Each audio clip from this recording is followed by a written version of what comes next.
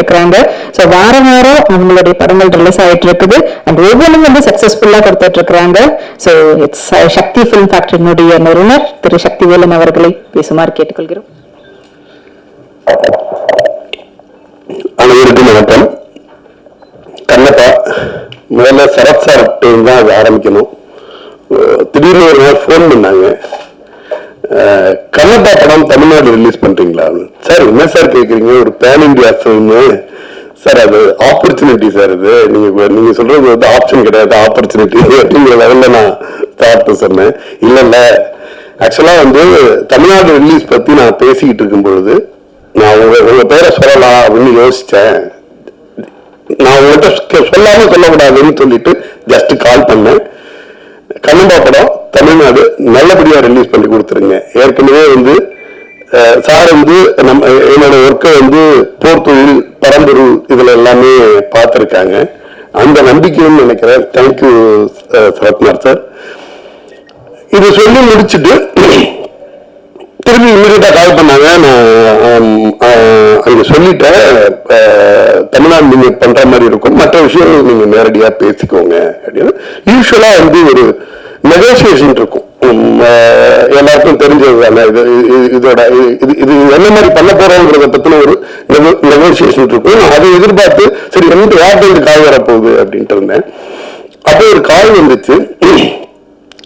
கால் வந்தப்ப சரி லீகல் டீம்ல இருந்து பேசுவாங்க அல்லது நெகோசியேஷனுக்காக உள்ள பர்சன் பேசுவாங்க, பிசினஸ் பீப்புள் பேசுவாங்க அப்படின்ட்டு எடுத்தா விஷ்ணுமஞ்சி சார் பேசினாரு. எனக்கு ஷாக்கிங்கா இருந்துச்சு.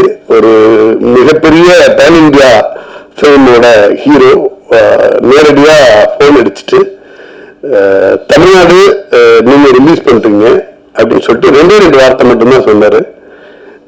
எங்க குழந்தைய கிட்ட ஒப்படைக்கிற மாதிரி ஒப்படைக்கிறோம், நல்லபடியா ரிலீஸ் பண்ணுங்க அப்படின்னாங்க. எனக்கு எதுவுமே சொல்ல தோணல. ஒரு சின்ன நெகோசியேஷன் இல்லை. அந்த படத்தை பத்தி இவ்வளவு பட்ஜெட்ல பண்ணிருக்கோம், இதை பண்ணிருக்கோம், அதை பண்ணிருக்கோம், எந்த பில்டப்பும் கிடையாது. அல்லது அட்லீஸ்ட் நான் வந்து இப்படி எல்லாம் செலவுப்பட்டு பண்ணோம், அதெல்லாம் எதுவுமே கிடையாது. ஒரே வார்த்தையில அதை முடிச்சாரு, எங்க குழந்தைகிட்ட ஒப்படைக்கிறோம், நல்லபடியா ரிலீஸ் பண்ணுங்க அப்படின்னு. எனக்கு ஒரு மாதிரி சிலிர்ப்பா இருந்துச்சு. இவ்வளவு பெரிய படம் பண்ண ஒரு ஹீரோ இதெல்லாம் ஒரு படத்தை பத்தி அந்த படத்தோட ஹீரோ நேரடியா ஃபோன் பண்ணி பேசுறதுங்கிறது வந்து ரொம்ப ரொம்ப கம்மியா இருக்கும். அந்த சினிமா மேல உள்ள பேஷன் அல்லது லவ் அவரை வந்து அது மாதிரி சொல்ல வச்சிருக்கு அப்படின்னு. அது முடிச்சுட்டு ட்ரெய்லர் பாக்குறேன். அதுக்கு பிறகு அந்த ட்ரெய்லர் வருது. ட்ரெய்லர் பாக்குறேன். ட்ரெய்லர் பார்த்தா அந்த சிவலிங்கத்தை அவர் போய் கட்டி பிடிக்கிற ஒரு சீன் பார்த்தா அவர் பேசுனதும் அதுவும் வந்து என்ன ரிலேட் ஆச்சு. அந்த சிவனை கிட்டத்தட்ட ஒரு குழந்தை மாதிரி போய் நான் பாத்துக்கிறேங்கிற லெவல்ல பயங்கரமா இருந்துச்சு. ஆக்சுவலா இது என்னன்னா அந்த சினிமாவை அவர் எந்த அளவு காதலிச்சாரோ அந்த படத்தை எந்த அளவு காதலிச்சிருக்காருங்கிறது வந்து அவரோட வார்த்தைக்கும் அந்த ஃப்ரேம்ல உள்ள அந்த ஃப்ரேமுக்கும் என்னால ஈஸியா கனெக்ட் பண்ண முடிஞ்சிச்சு.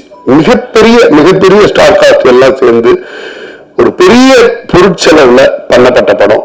அதை விட நமக்கு இன்னொரு சந்தோஷமான விஷயம், நம்ம ஒவ்வொருத்தருமே இங்க உள்ளவங்க எனக்கு தெரிஞ்சு ஒரு 99% கண்டிப்பா கண்ணப்பா கதையை வந்து ரொம்ப நுட்பமா சின்ன வயசுல இருந்தே கேட்டு பழகிருப்போம்.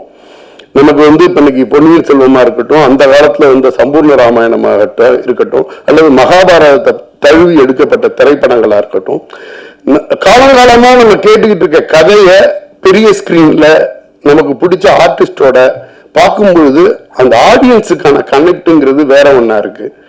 பொன்னியின் செல்வன் எடுக்க ஆரம்பிக்கும் போதே எல்லாருக்கும் தெரியும் வெற்றி படம் அப்படின்னு. ஆனா அது அவ்வளவு பெரிய வெற்றி படம்ங்கிறது வந்து எல்லாரும் நினைச்சதை விட 2 மடங்கு அதிகமா பண்ணுச்சு. இந்த கண்ணப்பா அப்படிங்கிறது வந்து ஒரு பக்தியை நோக்கி அல்லது சிவனை நோக்கி ஒரு சிவனடியாரோட அல்லது வந்து சிவன் பக்தி உள்ளவங்க அல்லது கடவுள் பக்தி உள்ள ஒவ்வொருத்தருமே அந்த கண்ணப்பா கதை கேட்கும் பொழுது அதை விட உயர்வா ஒரு பக்தியை வந்து சொல்லிட முடியாது. நம்ம எல்லாம் அதை கேட்டுதான் வளர்ந்திருப்போம். தமிழ்நாட்டில் உள்ள சின்ன குக்கிராமங்கள் வரைக்கும் அந்த கதை வந்து மறுபடி பாட்டிகளால அம்மாக்களால அக்காக்களால திருப்பி சொல்லப்பட்டு கேட்டு வளர்ந்த நம்ம தான்.